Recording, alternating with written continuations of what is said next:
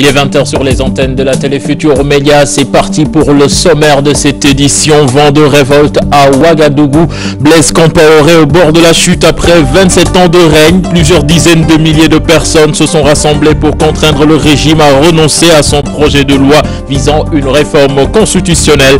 L'Assemblée nationale a pris feu. Compaoré décrète l'état d'urgence et appelle l'opposition au dialogue. Ce sera l'essentiel de cette édition. Nous irons sur place à Ouaga avant de recevoir notre invité, l'historien Yorofal, membre du comité central du M23. Autre aspect de l'actualité, la pénurie d'eau gagne le campus social à l'université Cheikh Anta Diop de Dakar. Des étudiants soupçonnent des chefs de pavillon d'être à l'origine de cette situation. Et puis en fin d'édition, le dossier santé du jour porte sur le système sanitaire sénégalais et ses difficultés. Voilà le sommaire de cette édition. Le développement, c'est dans un instant.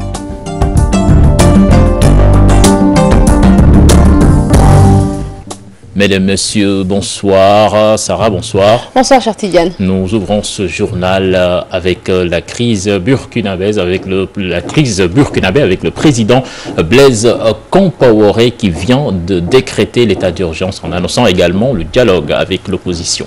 Blaise Compaoré décrète effectivement l'état de siège et dissout le gouvernement dans un communiqué. Pour rappel, les députés devaient examiner un projet de loi modifiant l'article 37 de la Constitution et ce pour permettre au président de briguer un nouveau mandat en 2015. C'est un récit signé Ibrahim Akan. Le calme revient petit à petit au Burkina Faso après des manifestations sanglantes pour s'opposer au projet de loi devant modifier l'article 37 de la Constitution au profit de l'actuel chef de l'État. Pour calmer la tension, le gouvernement retire dans un premier temps le projet de loi après que des manifestants ont pris d'assaut l'Assemblée nationale ce jeudi. Place à des tractations au siège de l'état-major des armées entre deux hauts gradés militaires. Devant le palais présidentiel, la sécurité est fortement renforcée. Le chef de l'État, pour sa part, reste dans l'ombre. Impossible de déterminer sa position exacte. Toutefois, dans un communiqué, Blaise Compaoré décrète l'état de siège sur tout le territoire, la dissolution du gouvernement et l'engagement de pourparler avec l'opposition. Je cite: « En ces instants douloureux que traverse notre pays, je voudrais dire que j'ai entendu le message. J'ai dissous le gouvernement afin de créer les conditions d'une nouvelle perspective. Je lance un appel aux leaders de l'opposition pour permettre un retour au calme. J'engage des pourparlers avec les différents acteurs pour une sortie de crise. » Fait savoir l'actuel chef de l'État. Blaise Compaoré joue la carte de l'apaisement au moment où le peuple réclame plus que jamais son départ du pouvoir. Ibrahim Akan, merci, je vous l'annonçais en titre. Direction Ouagadougou pour y retrouver notre confrère Ndiaga Fall, Ndiaga Thiam plutôt. Alors Ndiaga, bonsoir. Bonsoir, Serpian Diao. Alors Ndiaga, quelle est la situation actuellement à Ouagadougou? Est-ce qu'on peut noter un calme après les incidences de ce matin? Effectivement, le calme est revenu à Ouagadougou, mais aussi dans toutes les villes du pays. Certes, l'état d'urgence a été décrété, mais les Burkinabés en parlent dans la rue. Mais ces populations ne semblent pas être inquiétées. Les populations sont toujours dans la rue en train de manifester leur joie sur Tiandao. Alors, Ndiaga, dites-nous comment tout cela est arrivé. Est-ce que vous avez vu venir? Effectivement, c'était vraiment prévisible sur Tiandao parce que le président Adi Faso avait normalement, en principe, devait finir son dernier mandat en 2015 et depuis 2011, si on a bonne souvenance, il avait déjà initié des réformes institutionnelles, des réformes qui avaient commencé par le CCRP, le cadre de concertation permanent, et dans ce cadre de concertation permanent, déjà l'idée d'une éventuelle modification de l'article 37 a été déjà émise. Il faut rappeler que ce cadre de concertation permanent n'avait pas enregistré l'opposition qui, depuis 2011, avait déjà montré son refus catégorique à une éventuelle modification de l'article 37. Donc, si réellement on suit l'actualité, on dit tout simplement que c'était prévisible. Alors, Ndiaga, un personnage a émergé dans les manifestations. Il s'agit du général Kwame Lougué, un ancien chef d'état-major qui a été limogé par Blaise Compaoré en 2003. Alors, qui est cet homme? Est-ce que c'est lui qui est vraiment le porte-drapeau de cette manifestation? Pour le moment, je ne saurais le confirmer, mais ce qu'il faut retenir est que le général Lougué était vraiment disparu, avait disparu des radars depuis un bout de temps. Depuis qu'on l'a émis de ses fonctions de ministre de la Défense, il avait presque disparu. Mais c'est aujourd'hui même que les gens, quand même, ont vu à nouveau ce général en tenue. Cela veut dire que, donc, il avait déjà commencé à préparer ce coup avec certains membres de l'opposition. Le général, il faut le reconnaître, c'est l'un des cadres de l'armée burkinabé les plus populaires, les plus aimés, et c'est l'un des cadres burkinabés les plus redoutables et qui faisait peur à Blaise Compaoré. Alors, et l'opposition, vous pensez qu'elle est réceptive, ou bien elle sera réceptive face à cet appel du président qui annonce un dialogue? Du tout, cher Tidiane Diawo, l'opposition persiste et signe. L'opposition n'a fait que demander le départ pur et dur de Blaise Compaoré depuis ce matin. Il faut rappeler que l'opposition était en concertation avec une partie du régime, mais au vu de la conférence de presse tenue cet après-midi, le chef de file de l'opposition demande le départ pur et simple de Blaise Compaoré. Voilà, merci Ndiaga Thiam, nous vous retrouverons certainement dans nos prochaines éditions, Sarah. Absolument, cher. À présent, nous passons au portrait de l'homme qui a dirigé le Burkina Faso depuis 27 ans, qui est Blaise Compaoré, un militaire arrivé donc au pouvoir depuis 87 après un coup d'état militaire contre Thomas Sankara et qui dirige son pays d'une main de fer. Élément de réponse dans ce portrait, il est signé Aïssatou Diop Fall. Blaise Compaoré a pris le pouvoir en 15 octobre 1987. C'était un jeudi noir comme ce jeudi 30 octobre 2014. Un coup d'état sanglant qui s'est conclu par l'assassinat de Thomas Sankara, alors chef de l'état du Burkina Faso, a permis à Compaoré d'être calife à la place du calife à 36 ans. C'est le 3 février 1951, dans une ville du nord de Ouagadougou, dénommée Zignaré, qui voit le jour. Il appartient à l'ethnie la plus importante du pays, le Moussi. De type sahélien, grand, fin, teint clair, sucré, Blaise Compaoré est ce qu'il est convenu d'appeler un bel homme. Après avoir éliminé Thomas Sankara, son frère d'armes et ami d'enfance, être devenu président de la République, Blaise Compaoré élimine un à un ses opposants. Il crée l'ODP-MT, Organisation pour la démocratie populaire, mouvement du travail, qui fusionne avec 12 autres partis politiques, ce qui donne le puissant Congrès pour la démocratie et le progrès CDP, formation politique actuellement au pouvoir.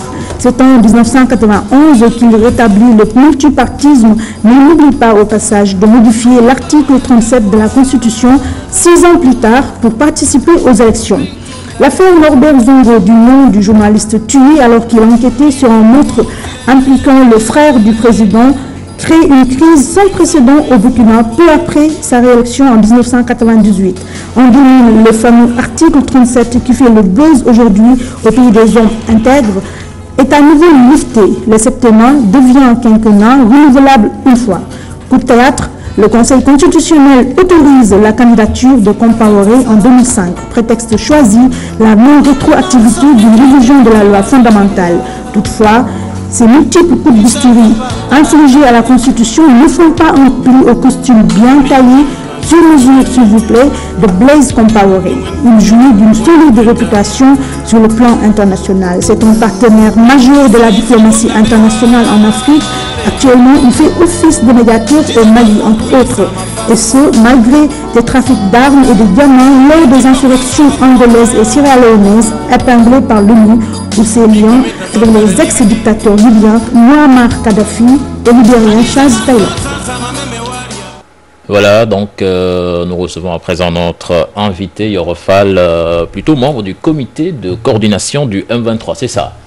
Voilà, donc vous avez vu cet élément qui vient de passer. 27 ans de règne de Blaise Compaoré. Ces 27 ans ont souvent été accompagnés de contestations et de crises. Est-ce que là on peut dire que c'est la crise de trop? C'est la crise de trop et c'est la crise finale.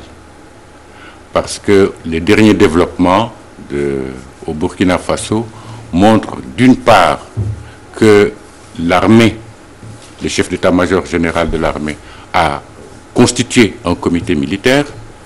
Et vous savez aussi que l'Union africaine et la CEDEAO ont envoyé un médiateur à la personne de Mohamed Ibn Chambaz du Ghana, l'ancien secrétaire exécutif de la CEDEAO, qui commencera ses consultations demain pour la formation d'un gouvernement de transition.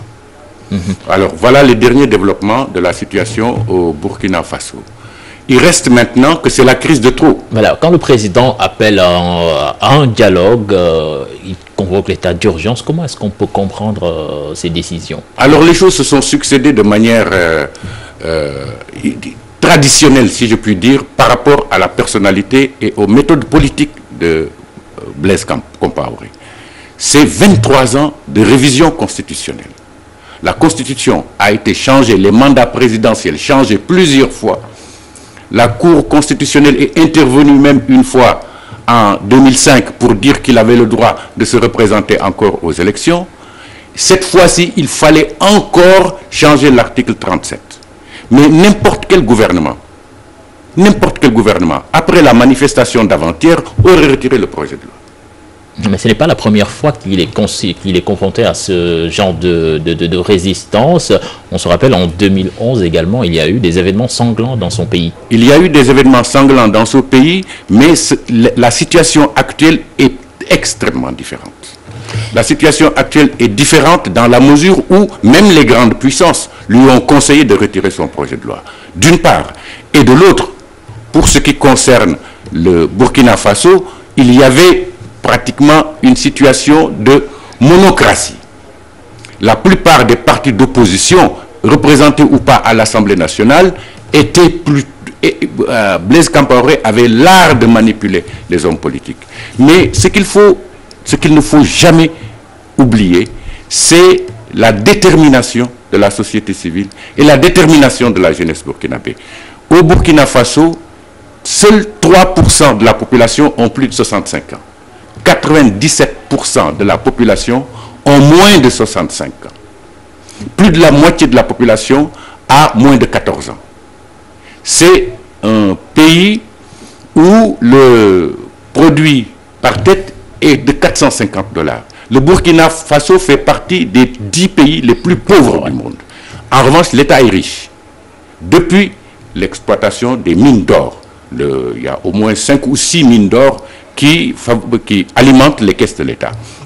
Il y a aussi le fait que Blaise Compaoré est un dictateur qui s'est toujours accroché au pouvoir. Et la maturation du peuple burkinabé est telle que vous avez constaté chaque fois qu'il y avait des élections, il était élu à 80%. Mais il y avait entre 30 et 25% de participation. Alors, vous avez un taux d'abstention extrêmement élevé, ce qui prouve que le régime était peut-être légal, mais du point de vue démocratique, n'a jamais été légitime. Vous avez évoqué l'envoi d'un émissaire de l'Union africaine en la personne de Mohamed Ibn Chambas, sans avoir l'impression de faire de l'ingérence. Est-ce que vous pensez que des locomotives comme le Sénégal, la Côte d'Ivoire, des locomotives de la CEDEAO peuvent contribuer à une sortie de crise, et très rapidement? Il y a déjà des locomotives locales. Et la plus importante, c'est le Moronaba. Vous savez, le Moronaba, c'est le roi des Mossi. Et le Burkina, comme certains autres pays africains, comme la Côte d'Ivoire, font partie des pays où la royauté n'a pas été abolie par la République après les indépendances. Et le Moronaba est une autorité coutumière avec une autorité reconnue par l'ensemble des Burkinabés parce qu'ils représentent, les Mossi représentent 60% de la population du Burkina Faso. Il a joué un rôle extrêmement important entre les partis politiques, la société civile, toute la journée d'aujourd'hui et même les journées précédant la manifestation d'avant-hier. Et la plupart des concertations et du dialogue se sont déroulées à son palais. Il reste qu'aujourd'hui, même les partis politiques ont été débordés par les jeunes et par la société civile.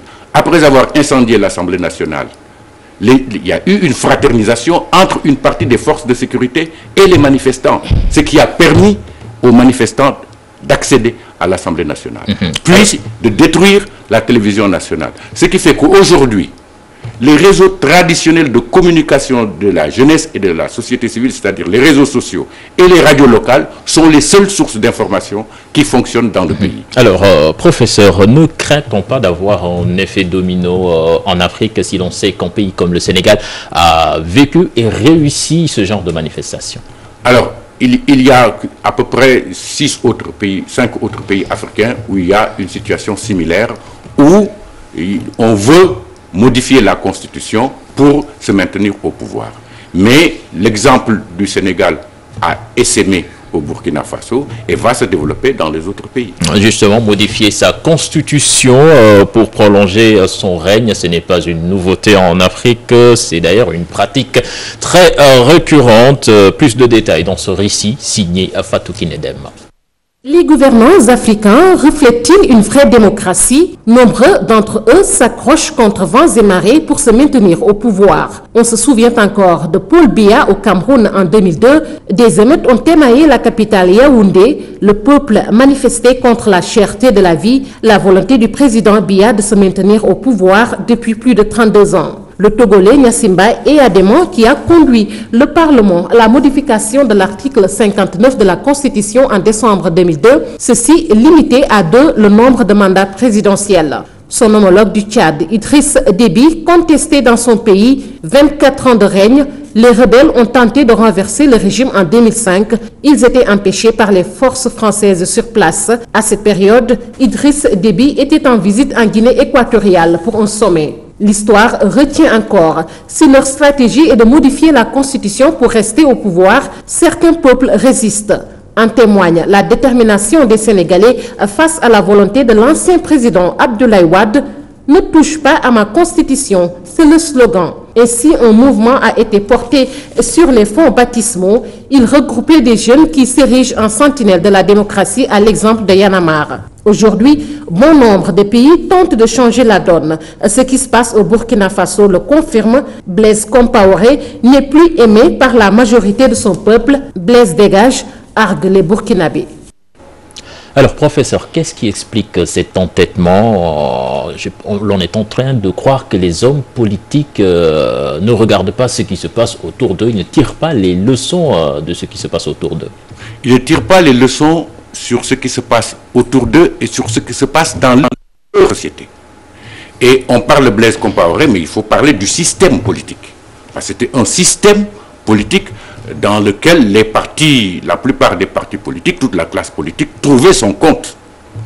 Et c'est cette cécité de la classe politique vis-à-vis des phénomènes profonds qui traversent la société qui est le problème en Afrique et qui provoque le plus souvent des crises similaires à celui du Burkina Faso. Justement, c'est très intéressant ce que vous dites, parlant de cécité sur le régime, parce qu'on aurait agité plutôt le nom du général Kwame Lougué, à qui des dizaines de milliers de manifestants auraient demandé de prendre la place, de prendre le pouvoir, je mets bien au conditionnel, auraient demandé, mais est-ce qu'il ne faudrait pas voir dans ces manifestations plutôt un ras-le-bol du régime militaire? C'était un régime civil, parce qu'il y avait des partis politiques, etc. Et le phénomène que vous soulevez est un réel phénomène extrêmement important. Effectivement, le général Kwame Lougué s'est présenté en tenue militaire à la place de la nation. Mais depuis plusieurs jours, depuis plusieurs semaines, il était avec la société civile et avec les manifestants et il a participé au mouvement. Et il est apparu à la place de la nation. Il a même conduit une manifestation en direction du palais présidentiel. Et c'est un homme très populaire. Ce qui fait qu'à un certain moment, on a craint, à un moment donné, il ne restait au président Compaoré que la garde présidentielle. Et le général Kwame Lougué est très populaire dans l'armée, d'autant plus populaire qu'il a été accusé d'avoir été passif dans un coup d'État. Et vous vous souvenez aussi, dans l'histoire récente du Burkina Faso, en 1966, le général Sangoulé Lamizana avait été conduit au pouvoir pratiquement de la même manière à la demande de la population. Alors, effectivement, ça montre à quel point il y a un problème de leadership dans l'opposition burkinabé. À tel point que la population a été obligée de se reconnaître et de mettre en avant et de marcher, une partie de l'armée aussi, avec le général Kwame Lougué, considéré comme l'un des principaux adversaires de Blaise Compaoré. Mais est-ce que c'est la solution? Le Burkina, pratiquement un pays qui n'a connu que des dictatures, encore de remettre en général à la tête de ce pays? Je ne pense pas que la situation va évoluer dans ce sens. Alors, effectivement, il y a le général Kwame Lougué, on ne sait pas quel rôle il va jouer. De toutes les façons, il y a la médiation en cours du Moronaba et des autorités coutumières. Et le Moronaba, il ne négocie jamais seul. Il négocie avec toutes les autres autorités coutumières du Burkina Faso. Il y a des pratiques africaines de la négociation qui sont en cours au Burkina Faso.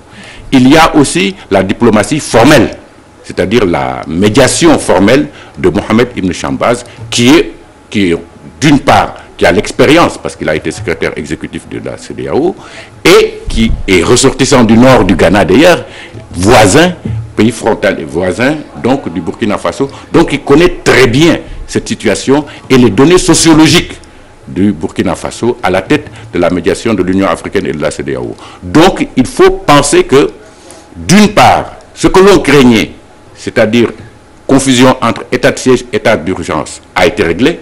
On est maintenant, on est passé du maintien de l'ordre au rétablissement de l'ordre, c'est-à-dire la prise du pouvoir par l'armée.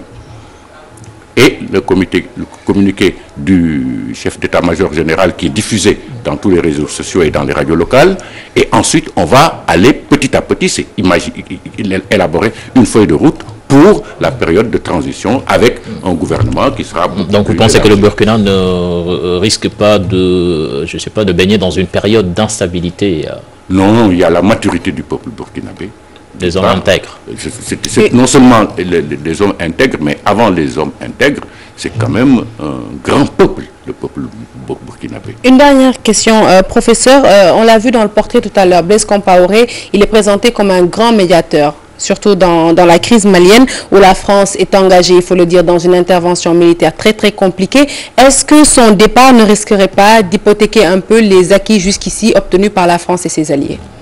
Alors, il faut dire que Blaise Compaoré a joué un rôle dans les médiations. Mais vous savez, le processus international de médiation, c'est un processus dans lequel les grandes puissances sont extrêmement actives. Donc il faut dire qu'il y avait derrière les grandes puissances, en particulier la France, ou les États-Unis et les autres pays. Alors ces pays ont des intérêts vitaux dans la région et bien évidemment, le rôle de médiateur de Blaise Compaoré, qui n'a pas été capable de comprendre son peuple, est un rôle relativement surfait.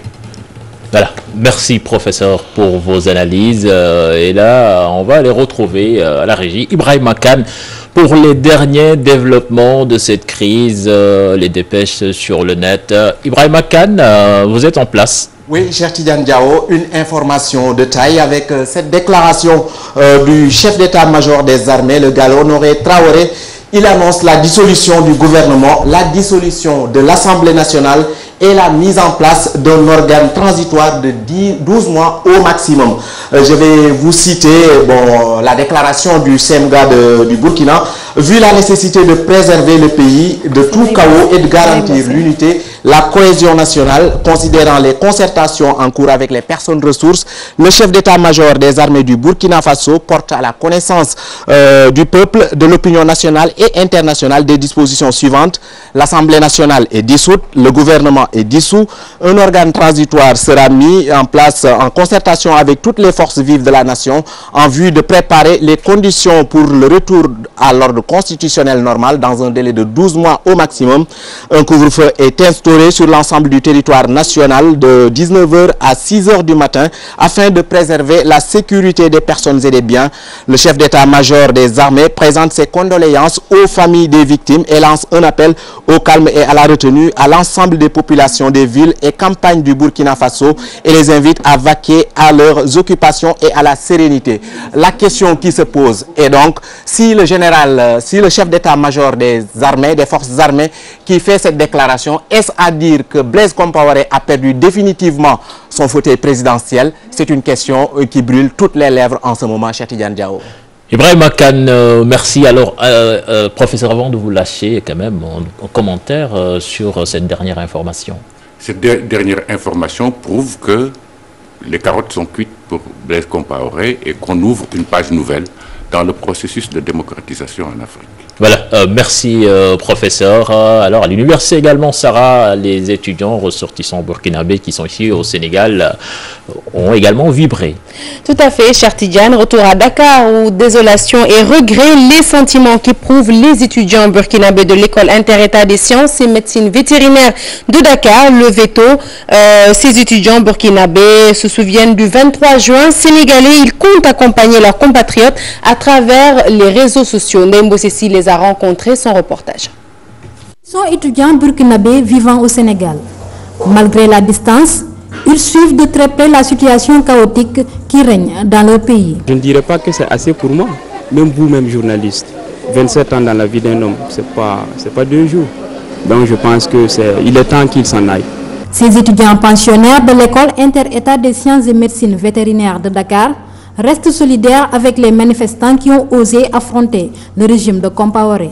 Nous trouvons cela vraiment dommage, mais étant donné qu'actuellement il y a une formation en résistance, nous trouvons cela très bien parce qu'il faut vraiment permettre maintenant à la population de s'exprimer et vraiment de faire valoir leurs droits.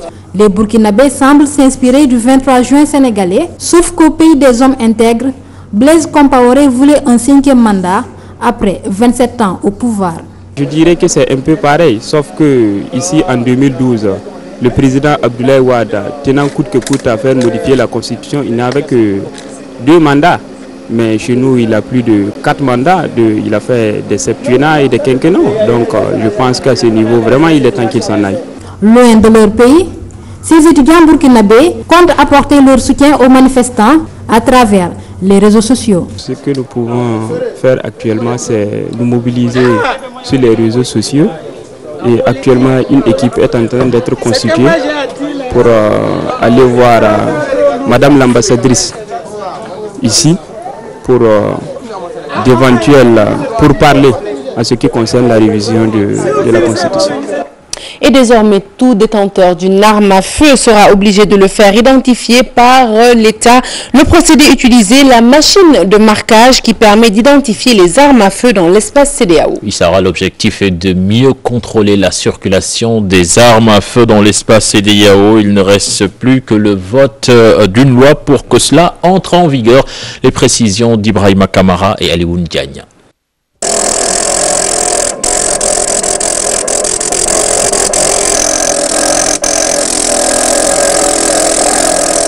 Identifier les armes à feu et leurs détenteurs ou propriétaires pour mieux contrôler leur circulation dans l'espace CEDEAO, tel est l'objet de cette rencontre.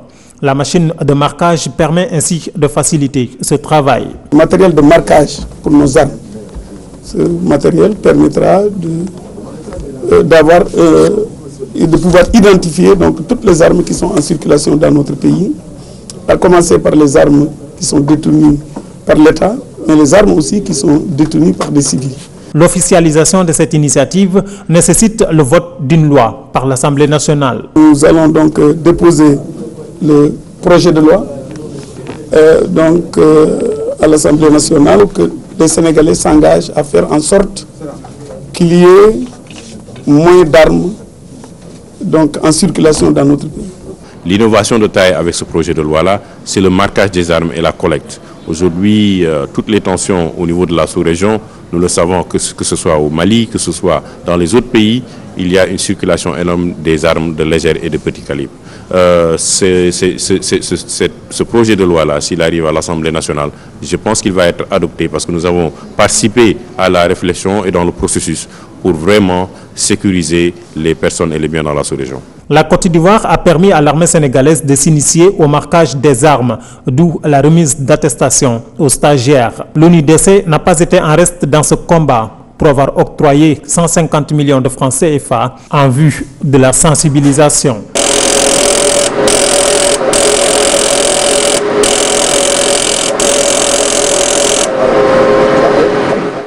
Le Nous parlons économie à présent. Le Sénégal enregistre un bond en avant dans le classement du Doing Business. Le rapporteur de la commission des lois de l'Assemblée nationale salue l'effort tout en soutenant que le gouvernement peut faire mieux. Du côté de la société civile, certains émettent des réserves, comme vous allez le voir dans ce sujet. Signé à Salimata Aoussek et Moulou Diop.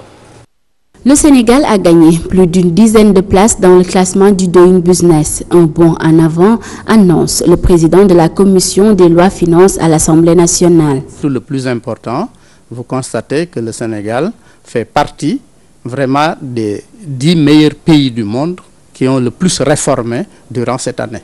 Ça veut dire que vraiment, notre exécutif, le pouvoir exécutif, le gouvernement du Sénégal est en train de faire des efforts considérables pour rendre le Sénégal performant. Selon Madjumbo du M23, c'est désolant de se réjouir de ce classement. Ça veut dire quoi? Qu'on veut réglementer les affaires pour créer les conditions optimales de l'investissement étranger et donc du règne du néolibéralisme. Et de ce point de vue-là, et rien que de ce point de vue-là, on doit apprendre à faire attention. Parce que ça veut dire quoi? Ça veut dire qu'on crée les conditions de l'exploitation de nos ressources et de nos biens et de nos populations par les puissances économiques étrangères. Pour l'APR, le rang du Sénégal montre que le gouvernement fait des efforts sur plusieurs plans. Ça, c'est une confirmation de ce qu'il disait par rapport à la bonne gouvernance. Parce qu'il ne faudrait pas, par exemple, dire que l'année dernière qu'il y a eu un rang qui a été mauvais. Donc moi, je pense qu'il faut magnifier les bons en avant. D'après le rapport de la Banque mondiale, le Sénégal fait partie des 10 premiers pays ayant le plus amélioré leur réglementation des affaires parmi les 189 économies couvertes par le rapport. Doing Business, en termes méconnus de certains Sénégalais, les rares personnes qui en ont entendu parler ne maîtrisent pas le fond. Toutefois, ces Sénégalais se félicitent quand même de la position du Sénégal pour l'année 2015. Bintouloum Adamagay. Le Doing Business, un rapport méconnu, mais surtout incompréhensible pour bon nombre de Sénégalais. Non, je ne connaissais rien sur ce Doing Business. Bon, je ne sais pas, mais je ne sais pas. Certains en entendent parler dans les médias, même s'ils ne maîtrisent pas l'importance du classement. Ils se réjouissent du fait que le Sénégal ait fait un bond de 17 places. J'en ai entendu parler plusieurs fois, des chefs d'entreprise qui en parlent, l'État aussi qui en parle, une amélioration, donc une promotion de l'investissement. Bon.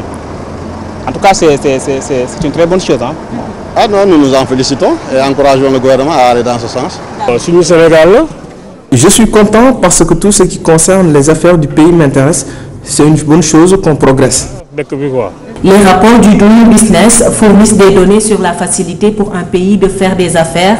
Au-delà du classement, son but est de permettre aux États de comparer leur réglementation des affaires avec d'autres pays. Un rapport annuel très attendu, mais qui est loin d'être une priorité pour les Sénégalais. Le Doing Business, un rapport de la Banque mondiale qui est réalisé par la Société financière internationale, la SFI, et mesure les performances d'un État au terme de réglementation d'affaires. Une explication de cette mesure économique avec Fatou Bintou Conté et Massaya Ndiaye. Le projet Doing Business est réalisé par la Société financière internationale, un organe de la Banque mondiale. Le Doing Business fournit une évaluation quantitative des réglementations qui s'appliquent à la création d'entreprises. Cette année, le Sénégal a enregistré de bons résultats. La performance la plus significative en matière de Doing Business, c'est le progrès que le pays fait par rapport à lui-même. Ce qu'on appelle la réduction de l'écart par rapport au sommet. Peu importe le statut du pays. Et c'est dans ce cadre que le Sénégal fait partie des 10 meilleurs réformateurs au monde. Le Doing Business est calculé sur plusieurs indicateurs, tels que la facilité à créer une entreprise dans un État. Les indicateurs du Doing Business, c'est d'abord sur la création d'entreprises. Donc, comment un porteur d'affaires qui arrive au Sénégal, quelles sont les conditions qu'on lui offre pour créer son entreprise. Aujourd'hui, pour cet indicateur, au Sénégal, il est possible de créer son entreprise en 24 heures. Ce classement permet à un État d'attirer plus d'investisseurs qui peuvent booster l'économie d'un pays. Je vous ai dit que pour attirer les investisseurs, Dans un premier temps, pour porter l'économie dans une rampe de croissance, il faut avoir des investisseurs. Pour avoir des investisseurs, il faut avoir un matelas de réformes, un environnement des affaires attractif. Reconnu par les grands réformateurs, le Sénégal stagne néanmoins toujours dans les profondeurs du classement général, avec 161e place sur 180 économies couvertes par le rapport. Fatou Bintou Conté, merci. Je vous l'annonçais en sommaire, le campus social en proie à une pénurie d'eau. Les étudiants disent vivre en véritable calvaire. Certains soupçonnent les autorités universitaires, les chefs de pavillon, d'être à l'origine de cette situation. C'est un reportage signé sur place Ndembo Sessi et Diafaraba. Trouver de l'eau au campus social, une chose difficile pour les étudiants en cette période. Pour se doucher ou boire, ces étudiants sont obligés de faire un véritable parcours du combattant. Une situation qu'ils déplorent à l'unanimité. Ça fait à peu près d'une semaine qu'on n'a pas eu d'eau au niveau du pavillon L. Et c'est une situation à déplorer quand même. Pour avoir de l'eau à chaque fois, il faut se lever à 5 h du matin. À chaque fois, on est obligé de descendre en bas pour aller puiser de l'eau, ou bien au niveau de la grande mosquée ou derrière le pavillon L. C'est tellement difficile. Pour expliquer la cause de cette situation, certains pointent un doigt accusateur sur les autorités universitaires. Il y a les chefs de résidents ou bien soi-disant quelqu'un qui est en train de bloquer l'eau au moment que les femmes font le ménage. Après, bon, ils ferment l'eau. Et de ce fait, donc 10 minutes après le passage des dames, vous voyez que les toilettes sont sales. La pénurie d'eau ne sera pas sans conséquence, semblent dire les étudiants. Ça se répercute sur nos études parce que le fait de se lever à 4 h du matin ou à 5 h du matin, on ne dort pas suffisamment, quoi. Au resto, on fait la queue là-bas. Ensuite, pour de l'eau, on fait la queue. Récemment, hier, je me suis levé à 5 h du matin. Je fais la queue pendant 30 minutes ou 1 heure de temps. J'ai eu de l'eau. Je suis revenu pour me laver et ensuite. À 6 h, tu te lèves à 5 h, mais tu ne parviens même pas à quitter ta chambre à 6 h du matin. Un esprit sain dans un corps sain. L'eau est une source de la vie. On dit que l'eau est indispensable à la vie et nous les étudiants, nous n'avons pas d'eau. Franchement, c'est tellement difficile. Chaque matin, les étudiants sont à la recherche du liquide précieux. Les locataires des LM sont les plus touchés. À présent, le dossier santé du jeudi au menu, l'accueil et l'information dans les structures hospitalières. Tout à fait, cher. Et le prétexte de notre rédaction, c'est la mort de ces jumeaux il y a quelques semaines pour faute d'accueil. Un sujet qui interpelle patients, personnel, soignants et autorités. C'est donc le dossier du jour. Il est signé Modi Gueye et Youssou Barou. L'accueil dans une structure sanitaire est la manière de recevoir un patient, un travail qui est avant tout un état d'esprit. Je dois dire d'abord que l'accueil, c'est en réalité, tout le monde doit être accueillant. C'est un état d'esprit.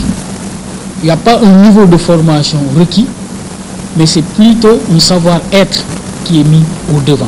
Malheureusement, le constat est amer, l'accueil constitue le maillon faible de notre système de santé. L'absence ou le manque de communication en est la première cause. Incompréhension avec les malades parce que nous avons une idée de l'hôpital. Déjà, ils sont mal accueillis alors que ce n'est pas ça. Revoir. Moi, je crois que ce système à revoir. Plus qu'une simple appréciation, Amounouba a vécu l'expérience d'un mauvais accueil, des faits qui le marqueront le restant de ses jours. J'ai eu à faire un accident sur la route de Thiès avec une équipe de basket. Donc, on nous a transférés à l'hôpital de Thiès de 3 h du matin jusqu'à 5 h du matin. Pratiquement, il n'y avait encore rien de fait. Il a fallu que des ambulances viennent nous chercher à Thiès pour nous amener aussi à l'hôpital principal. Là aussi, de 6 h du matin à 8 h, pratiquement, c'est la même chose. Des faits similaires qui ont coûté la vie à des jumeaux il y a quelques semaines, d'où la nécessité de revoir la donne. Mis au monde des triplés. Je ne veux pas faire une comparaison, mais c'est un cas qui est là. Il faut les responsabilités, je pense, ont été situées par des voies plus autorisées que la mienne, mais en tout état de cause, savoir qu'une personne a perdu la vie est déjà très difficile. Pour le syndicaliste Salif Faïdaf, la balle est dans le camp des autorités qui doivent prendre les mesures nécessaires. Protéger quelqu'un qui réunit des malades. On ne peut pas protéger quelqu'un qui ne prend même pas le temps de parler à des malades. Mais on ne peut pas aussi protéger un agent aussi qui fait souffrir un malade. C'est pas normal. Donc c'est là aussi où les acteurs syndicaux aussi doivent apporter leur touche. C'est-à-dire parler aux travailleurs, leur dire qu'il faut savoir faire la différence entre le chômage et l'emploi. Absence de qualification, manque de professionnalisme ou simple léthargie dans l'organisation hospitalière, la question de l'accueil dans les hôpitaux se pose avec acuité et c'est le ministère de la Santé qui est interpellé. Modigue, merci, c'était le dernier élément de cette édition. Merci Sarah. Merci beaucoup, cher Tidiane. Voilà, bon week-end. Prochain rendez-vous pour l'information, ce sera à 0h avec le Tout en Dimanche. Restez fidèles avec la télé Futur Média. Au revoir.